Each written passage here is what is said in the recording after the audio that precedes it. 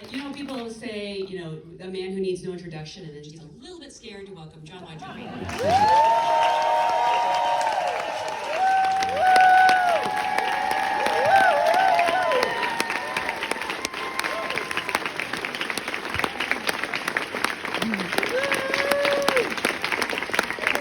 That's very nice, thank you. What I thought when I sought out Gotham was that he would understand team, and I've always used the analogy that band is very much like a team. And of course, with his dad's background, I assumed that he had a good relationship with his dad. So the spiritual aspect was also family to me. Yeah. I mean, it's such a no-holds-barred look at the band and all the highs and lows over the decades. When you went into this, did you set any sort of ground rules, you know, things that you didn't want to focus on, or did you leave it up to Gotham? He's tricked me. If the innocent conversation began as episode per decade, no one, especially me, anticipated going through what I've gone through in the last couple of years with this crazy throat surgery. But even as he laid it out, and I was focused A, on my health, and then B, on writing a new record, he was left to make this film.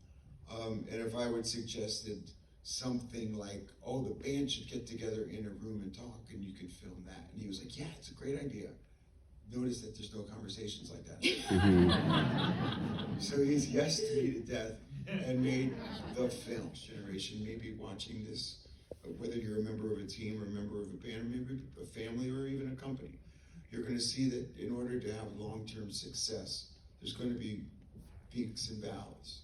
There's going to be a little bit of infighting and a little bit of he said, she said. But there's going to be a lot of love. Is that we as a band were never afraid of being vulnerable. We just didn't have a platform for y'all to see it. Yeah. We were always that vulnerable and open with each other and really always got along. There wasn't any conflict or confrontations that were insurmountable. But we didn't have a platform for y'all to see it. And in truth, we probably didn't want you to see it. Yeah.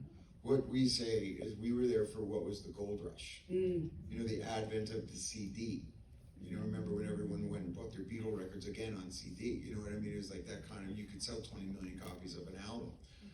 All that's different now. Kids have to have social media just to get an executive to hear a song.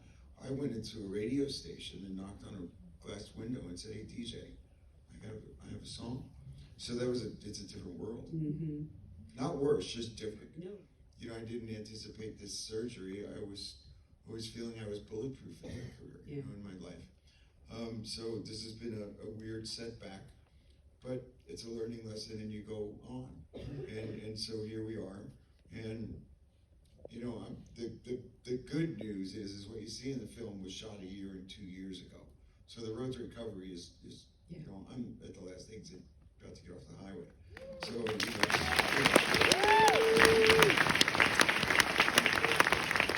you know, we have a new record coming out, and the first single is Exploded, and I'm like an 18-year-old kid. Yeah. You know, I've got a hit song again. You know? I didn't forget how to write hits.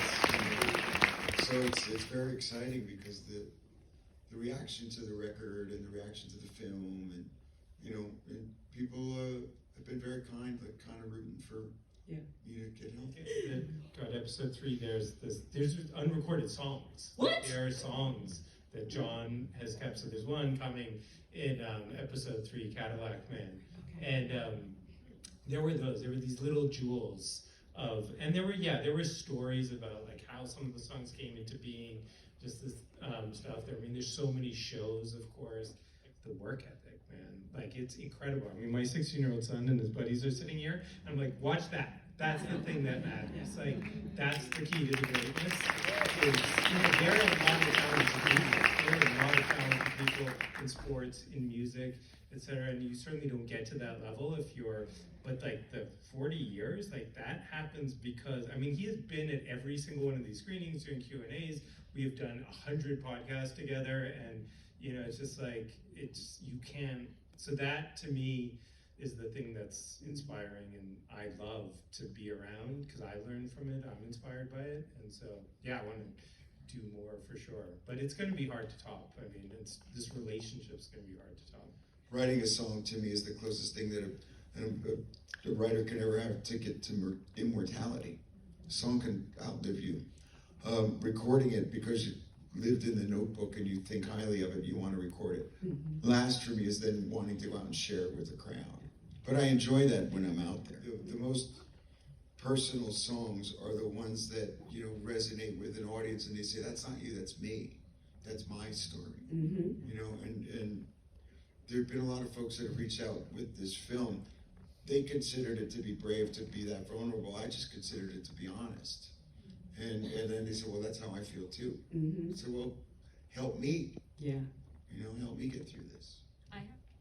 It's almost better that you don't know what you're getting into.